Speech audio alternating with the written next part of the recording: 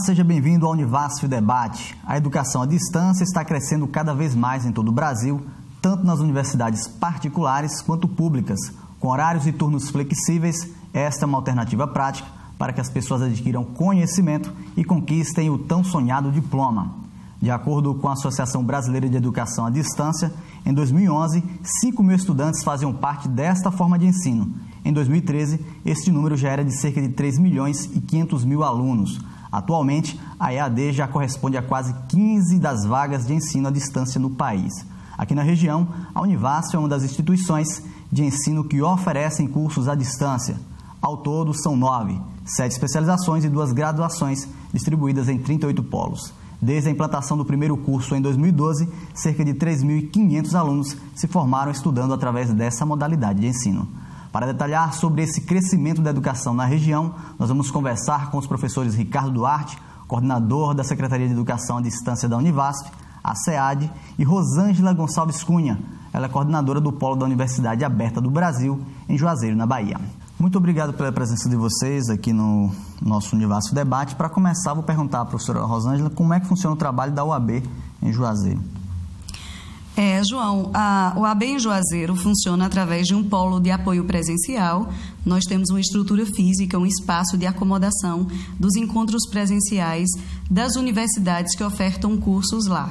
Hoje, são 5 universidades ofertantes de cursos em Juazeiro, no polo UAB de Juazeiro. Então, nós temos a Univasf, a Universidade Federal do Vale do São Francisco, nós temos a Universidade Federal da Bahia, a UFBA, nós temos também a UESB, que é a Universidade Estadual do Sudoeste da Bahia. Nós trabalhamos com a Fiocruz, a Fundação Oswaldo Cruz. E, por último, nós trabalhamos também com a Universidade Federal do Piauí. Então, hoje nós trabalhamos com 16 cursos. Esses cursos ocorrem na modalidade à distância, só que em nível de extensão, de pós-graduação e também de graduação, alguns licenciatura e um bacharelado. E esse espaço serve para sediar os encontros presenciais. Então, os tutores dos cursos e dessas universidades ficam localizados no polo, nós temos 16 tutores lá, e o trabalho de tutoria incide em, na verdade, acompanhar os alunos e tirar todas as dúvidas possíveis dos cursos, no andamento dos conteúdos que possam existir. E também na questão do estímulo e ainda de aproximar o aluno do recurso tecnológico. Queria que o professor Ricardo falasse agora para a gente como é que funciona o trabalho daqui da Univasf, o trabalho de vocês aqui, falando sobre os polos, quais são os cursos oferecidos. Certo, então, agradecendo também a oportunidade de estar participando desse debate, com a presença aqui da Rosângela, que é uma parceira tanto da Univasf como das outras instituições que trabalham com a educação à distância. Bom, nós temos aí pegamos um grande desafio a partir de 2012, que era, de fato, fazer a educação à distância presente, real, concreta, na Universidade Federal do Vale do São Francisco. Significa que antes não tinha, antes teve todo um trabalho de preparação, estrutura física, montagem de laboratório, tudo necessário, em parte de componentes físicos, tecnológicos, foram feitos anteriormente, e a gente reconhece todo o trabalho desenvolvido anteriormente. A partir de 2012, nós começamos, de fato, a fazer educação à distância. Então, em abril de 2012, nós abrimos o primeiro edital, que foi do PAFOR, formação de professores. Então, começamos 6 cursos de formação de professores. Inclusive, ofertamos esses cursos no polo de Juazeiro. Em seguida, a CAPES, que é o órgão financiador,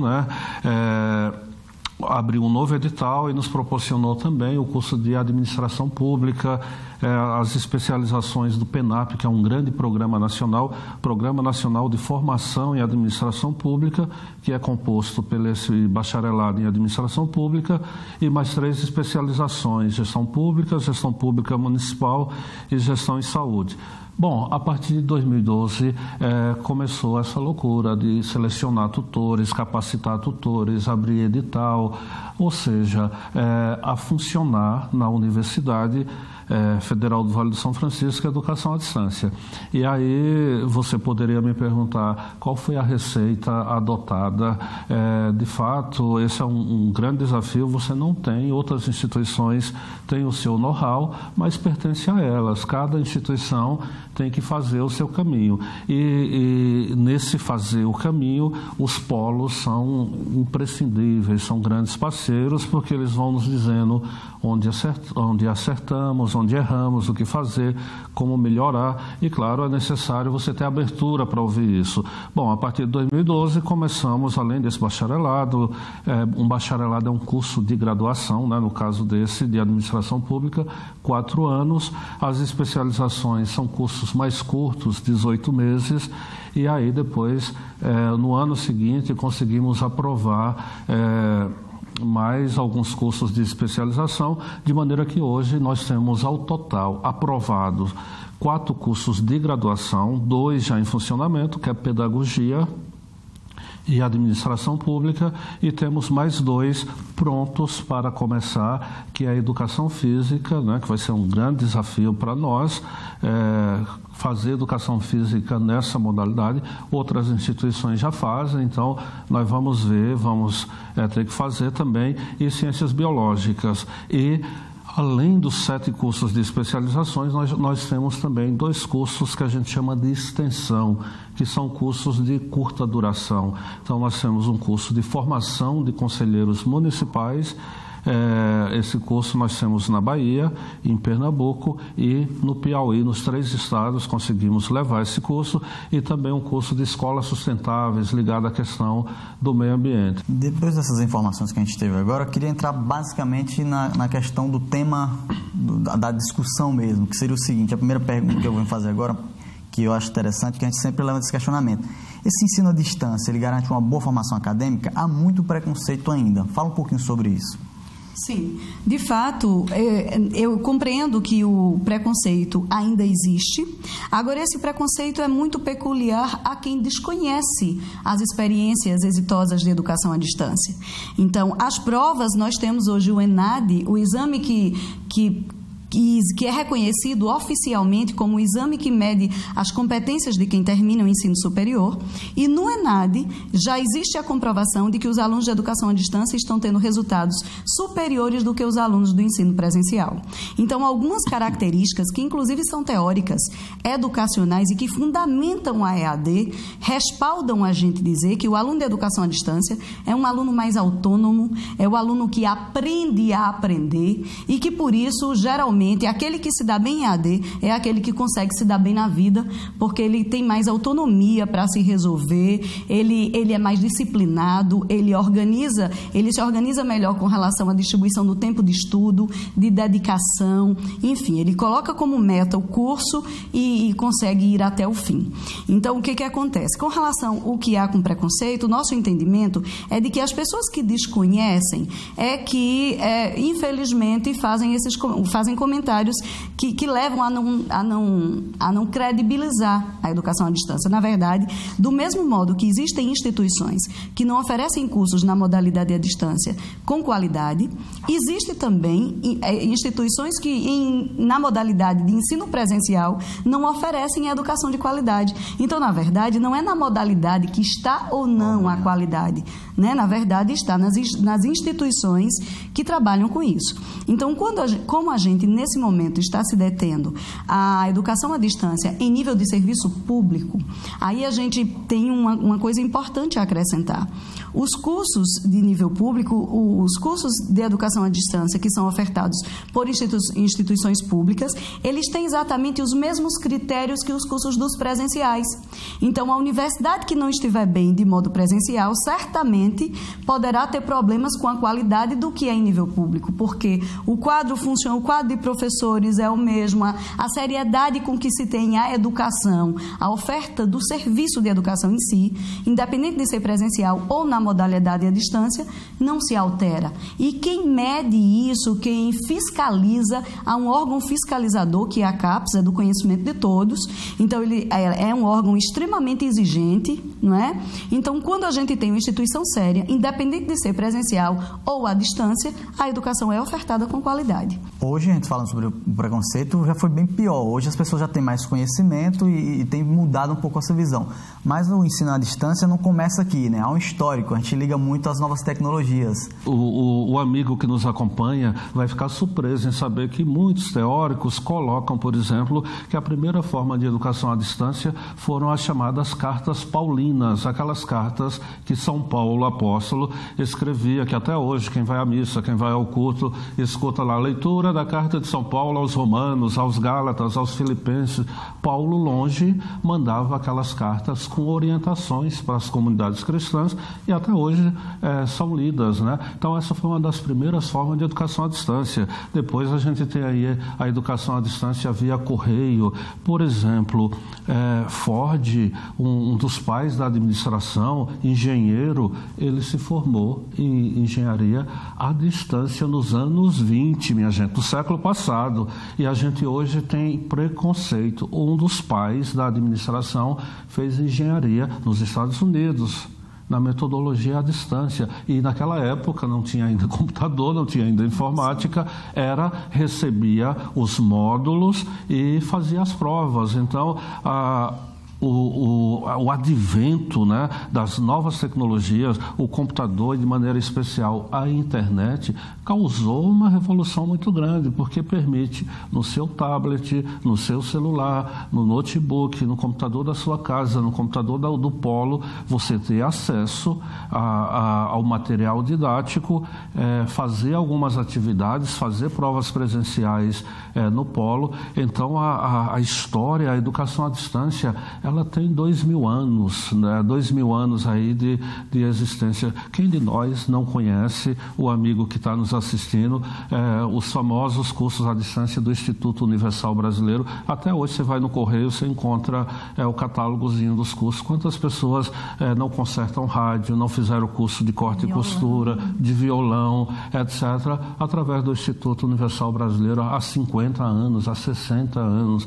Então, o Evangelho diz que a gente conhece uma árvore pelos frutos. A educação à distância vai mostrar isso. Nós já temos gente, não aqui na Univasf, mas em outras instituições que ofereceram o bacharelado em sua primeira turma, fazendo mestrado e fazendo doutorado, e fizeram a graduação na modalidade à distância. Então, as pessoas vão longe quando você dá conhecimento e ela se apropria. Ninguém segura mais. A gente sabe que é um momento que com certeza não tem mais volta. A tendência é essa mesmo, ensino à distância, até os resultados vêm mostrando isso, como a senhora comentou. Mas fala um pouquinho dessa diferença do ensino no setor público, no setor particular. Basicamente, a diferença é o que mesmo, para quem está nos acompanhando? Na verdade, nós partimos do pressuposto de que o particular é inevitavelmente mercadológico, né? Nós temos uma estrutura de oferta de educação a lucro, né? Às custas do lucro. Então, qualquer impedimento que faça com que o meu investimento seja maior do que o meu lucro, poderá ser necessário ser revisto. Então, esse princípio é básico, né? Então, o que acontece?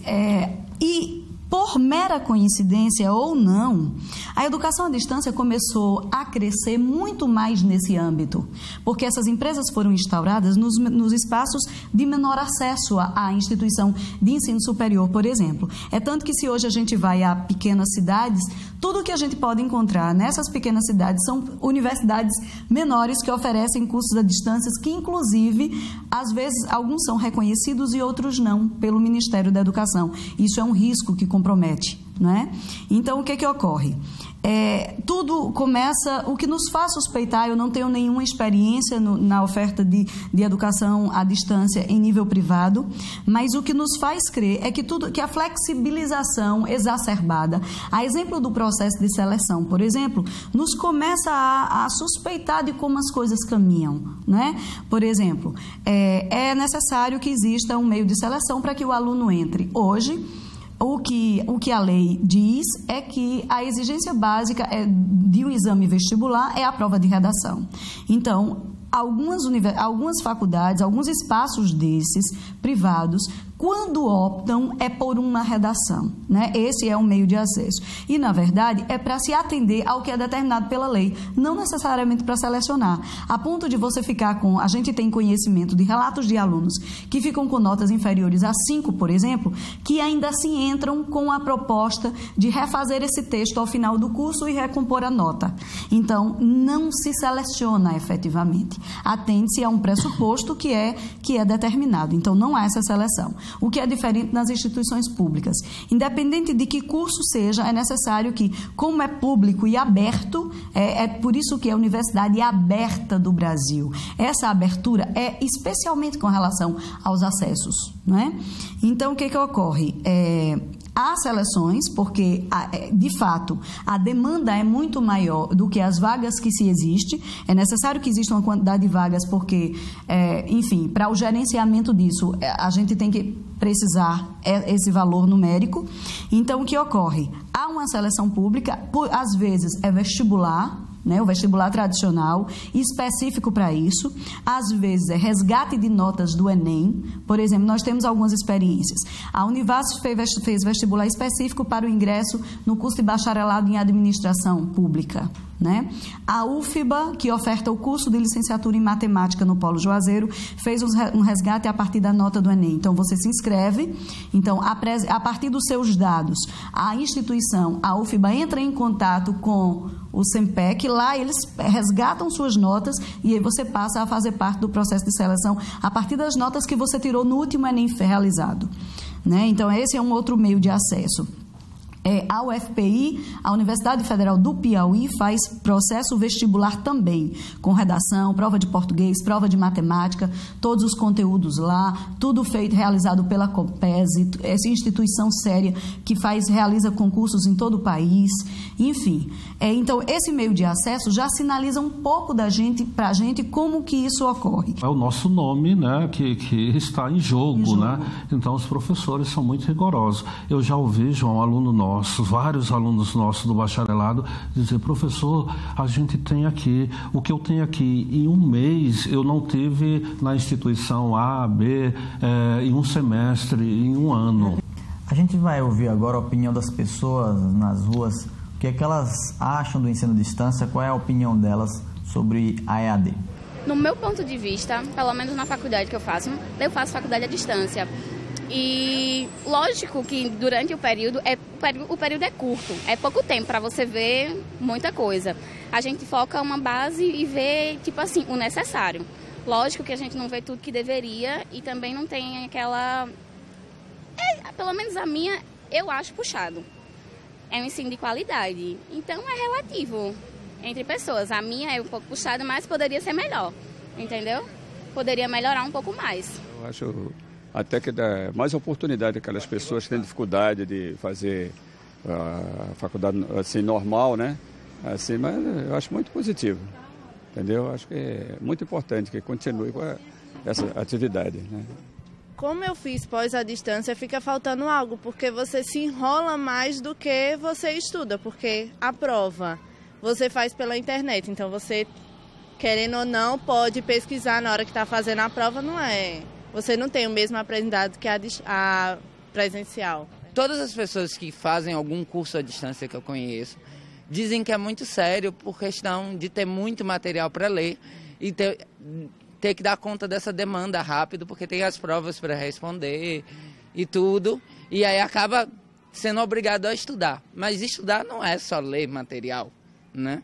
Isso se dá num contato com uma turma que você está inserido, com o professor que você está encontrando, com todo mundo, com o ambiente. Então, essas relações elas ficam fragilizadas, eu acredito. Eu nunca fiz um curso, também nunca procurei fazer por preconceito, né? Talvez se tivesse algo que me interessasse muito, que fosse muito longe, eu fizesse também, né? Mas, ao mesmo tempo, eu acredito que perde muito. A gente viu aí na rua o comentário das pessoas e eu queria que vocês falassem um pouco. A gente viu ali falando sobre tempo, sobre prova, o contato com o professor. Eu queria que vocês comentassem aí o que a gente viu ali na rua. Não sei se a Rosângela me permite, rapidamente. Então, esse contato com o professor, eu vou falar da nossa experiência aqui na Univasf. A Rosângela, como é coordenadora de polo, pode até comprovar isso ou não. Nossos professores viajam muito. Claro, esse ano a gente tem algumas limitações orçamentárias, mas nossos professores vão muito aos polos. Os alunos adoram conhecer o professor, ver o professor de perto, pessoalmente. Tem um contato muito grande com os tutores, e os alunos se agrupam, né, formam grupos de estudo, se encontram muito no polo ou em casa de colegas, etc. Então, pode até ser que tenha essas limitações, mas a gente vai sempre encontrando maneiras de tornar o ensino, a educação à distância muito próxima, muito humana, com muito contato. A gente sempre procura facilitar muito isso. E, obviamente, o rapaz, o entrevistado, quando ele diz que não tem a experiência, que nunca fez, ele perde um pouco, né? Porque é muito complicado você opinar sobre uma coisa que você não vivenciou. E eu posso opinar sobre isso nas duas dimensões, enquanto aluno e enquanto professor das duas modalidades. Então, assim, claro, o ensino à distância não é perfeito, assim como o presencial também. Eu vejo sempre, ao término das minhas disciplinas nos cursos presenciais, os alunos falam: professor, faltou tanto, a gente poderia ter aprofundado mais isso, mais aquilo, sempre deixa a desejar. E eu acho que o ensino legal é esse mesmo, que sempre deixa aquela vontade de querer mais e aprender mais. E aí, meu amigo, você corre atrás, você busca, né? Hoje o aluno tem que ser sujeito ativo, né? Autônomo. Hoje em dia você não pode mais, o professor não é mais, né, Rosângela, o dono do conhecimento. Imagina, eu tenho aluno hoje, moleque de 16 anos, que sabe muito mais do que eu, que tem muito mais acesso à informação do que eu. Ele não sabe o que fazer com aquele monte de informação. Aí o professor tem um papel muito importante. O que é que a gente pode selecionar aqui? O que é que pode ser útil? Essa informação vai te servir para isso, para aquilo. Mudou muito o papel do professor, assim como mudou também o papel do aluno. Professora? Sim, então, na verdade, só talvez parafraseando o Ricardo, porque ele foi bem abrangente, primeiro com relação ao volume de coisas que foi tratado pela primeira entrevistada. Então, ela se referiu a é muita coisa, enfim. No presencial também é muita coisa, né? E cabe sempre ao aluno fazer essa triagem, essa ponderação de, tendo tudo isso ao meu dispor, como priorizar? O que eu tenho que estudar dentro disso? Então, o exercício da autonomia do aluno, que às vezes esse resumão, essa síntese é feita pelo professor presencial, no aluno da educação à distância é necessário que ele perceba a necessidade de fazê-lo. Então, apesar de eu ter um volume imenso de leitura, isso é para eu ler, para eu conhecer, mas eu preciso resumir daqui, eu preciso abstrair daqui uma parte e não necessariamente tudo isso. Já vou fazer uma pergunta para o professor Ricardo. O mercado de trabalho, ele confia nos profissionais de formalidade EAD? Como o senhor comentou, ele não vai ver se é modalidade EAD lá. Mas, de forma geral, tendo essa informação, ele confia já hoje? Como é que é? Recentemente vi uma matéria, acho que no Jornal da Globo, em algum desses telejornais, que dizia que o mercado hoje busca o profissional da educação à distância, pois ele traz consigo qualidades que o aluno do presencial não tem. Por exemplo, essa autonomia, um sujeito autônomo, independente, criativo, né? Gerenciar seu tempo. O aluno da educação à distância tem que saber, ele é pai, ele é mãe, ele é profissional, ele trabalha, ele às vezes é professor, dá aula em 2, 3 escolas e ele administra seu tempo. Então, alguém que sabe gerenciar o seu tempo. Eu poderia até te dizer que hoje o próprio mercado está muito mais maduro, né? Muito mais aberto ao profissional formado na educação à distância. Tem diminuído muito a cada dia mais esse preconceito, porque, de fato, os alunos vão mostrando as suas competências. Isso faz toda a diferença. Eu vejo cada vez mais uma abertura maior aí no mercado de trabalho para o aluno da educação à distância. Professor Ricardo, pelo que a gente vem comentando, parece assim, a tendência realmente é o curso à distância, mas eu queria aprofundar mais o debate. Qual a desvantagem do curso à distância e qual a vantagem, de forma resumida, e do presencial? Qual a desvantagem e vantagem para a gente fazer uma avaliação? Você está colocando uma casca de banana, né? Veja, eu sou professor das duas modalidades, acho as duas modalidades importantes, só que em relação ao ensino presencial, eu diria que é uma realidade já, não é mais o futuro. Antigamente a gente tinha essa coisa, é o futuro, vai chegar, já é uma realidade. Eu acho que nós estamos caminhando para que cada vez mais essas duas realidades se complementem, se completem.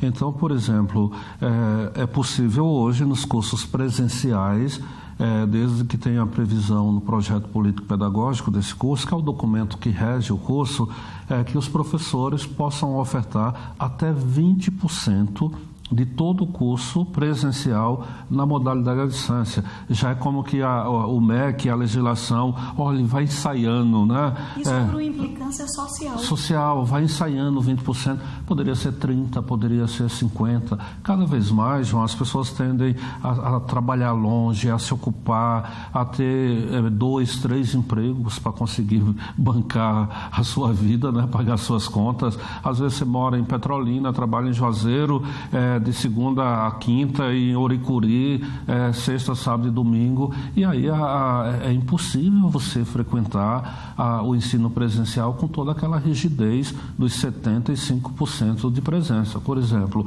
eu sou muito rigoroso, meu aluno não perdoa falta, a não ser que seja as previstas em leis, gravidez, doença infecto-contagiosa, eu tenho que estar lá, então você também tem que estar lá. Se eu tenho que estar às 8 da manhã para dar aula, você tem que estar às 8 da manhã, a lei é para nós dois, então só os casos mesmo que são permitidos em lei, claro, né? Um falecimento, alguma perda, alguma coisa assim. Então tem essa coisa, o professor que dá aula, a gente costuma dizer, o professor que só usa o quadro, né?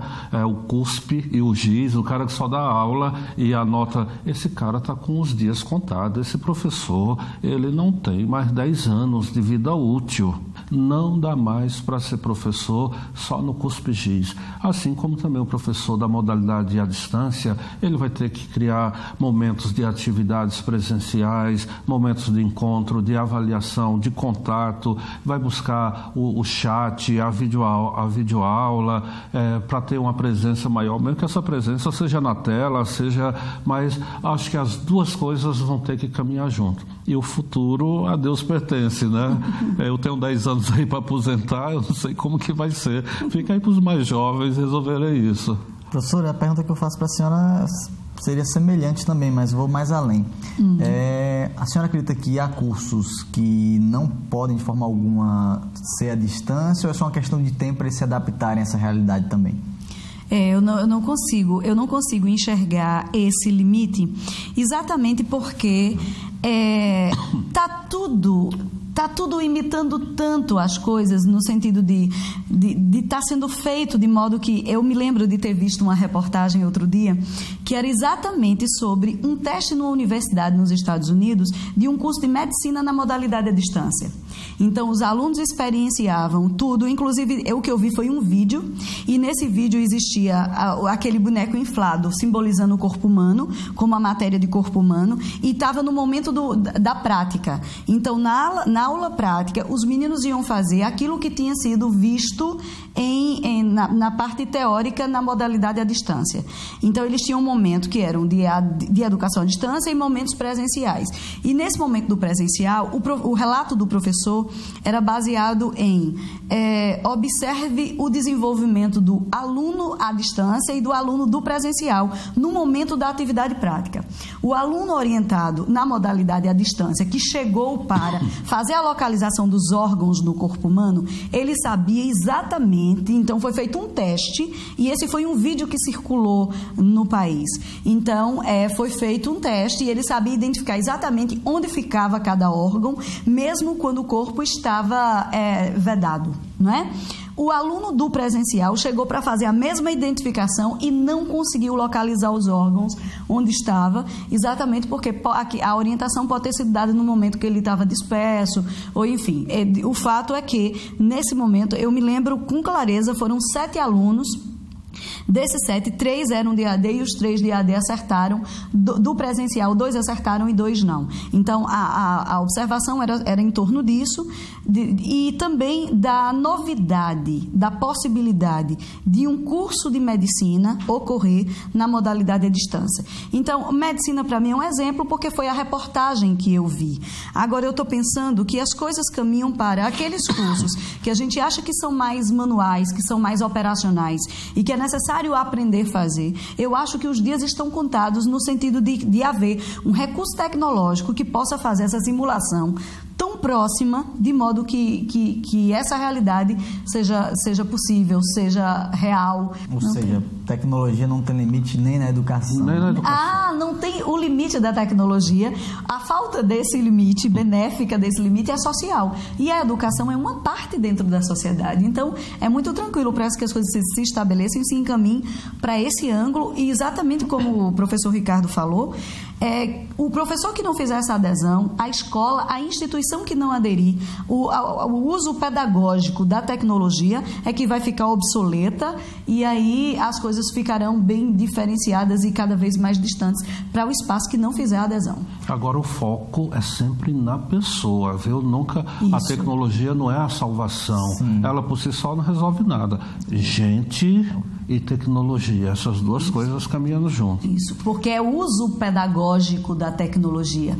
Já que nesse momento nós estamos nos referindo à educação, é o recurso tecnológico como um meio para atingir o que é educacional e não diferente. Não é a gente que é recurso do meio tecnológico, é o meio tecnológico que é nosso e a gente usa exatamente como deve usar. E isso não dispensa o professor. O professor ele só vai ter que renovar, cada vez mais aperfeiçoar suas habilidades. O professor é eterno. Mas talvez ele nunca tenha sido tão útil. Tão útil, né? Porque isso estando na mão dos adolescentes, né? Isso estando na mão de quem é menos orientado, quem é que vai fazer essa orientação, se não gente que é o professor? Pois é. Com certeza. A conversa foi muito boa e esclarecedora. Para quem nos acompanhou, eu queria que você, para começar com a professora Rosângela, quem tiver interesse em fazer um curso à distância, passa para o pessoal aí como é que faz. Sim, lá no Polo em Juazeiro. Claro. Então, veja, quem tiver interesse em fazer curso na modalidade à distância, pode procurar o Polo AB Juazeiro. O Polo AB Juazeiro é um polo AA, que significa um polo apto, sem pendência, sem restrição, segundo a classificação feita pela CAPES. Lá nós temos diversos cursos de 5 universidades, como já foi dito aqui, dentre elas 4 federais e 1 estadual. E nós temos um blog, que é o nosso meio de contato social mais próximo, que é poloabjuazeiro.blogspot.com.br. Então, nesse endereço estão disponíveis todos os editais que são lançados por todas as universidades. Se você colocar no Google também, qualquer site de busca que você colocar, Polo AB Juazeiro Bahia é o primeiro site que aparece, o primeiro vínculo é o nosso. Então, lá estão disponíveis todos os cursos, todos os editais que são ofertados pelas universidades e que são sediados no Polo Juazeiro. Afinal de contas, o Polo é apenas um espaço que cedia esses cursos, porque efetivamente os alunos são vinculados a essas instituições de ensino, que no nosso caso são Univasf, UFBA, Fiocruz, o FPI e o ESB. Professor também. Eu recomendo ver o Polo de Juazeiro, pois sou aluno lá também. E o nosso contato aqui na página aqui da Univasf, antes de você colocar o endereço da Univasf, você coloca SEAD com S, né, de secretaria e demudo no final. Secretaria de Educação à Distância, SEAD, e o restante do endereço aqui do site da Univasf, ou busca no Google SEAD Univasf, você nos encontra. Temos um site super moderno, dinâmico, lá tem um espaçozinho para você cadastrar seu e-mail, você irá receber todas as nossas notícias. E estamos também no Facebook, no Instagram, em todas as mídias sociais aí, a gente está presente, porque esse é o caminho, né? E aí é só buscar, tanto no Face como nas diferentes redes sociais, SEAD Univasf, que você nos encontra. Obrigado pela presença de vocês. Nós chegamos ao final de mais um programa, mas antes quero deixar um recado. Você que nos acompanha também pode sugerir temas para a gente debater aqui com os nossos convidados. Basta entrar em contato com a TV Caatinga e enviar o seu e-mail para contato.rtvcatinga@univasf.edu.br. Deixe a sua sugestão. Aguardamos você. Um grande abraço e até o próximo Univasf Debate.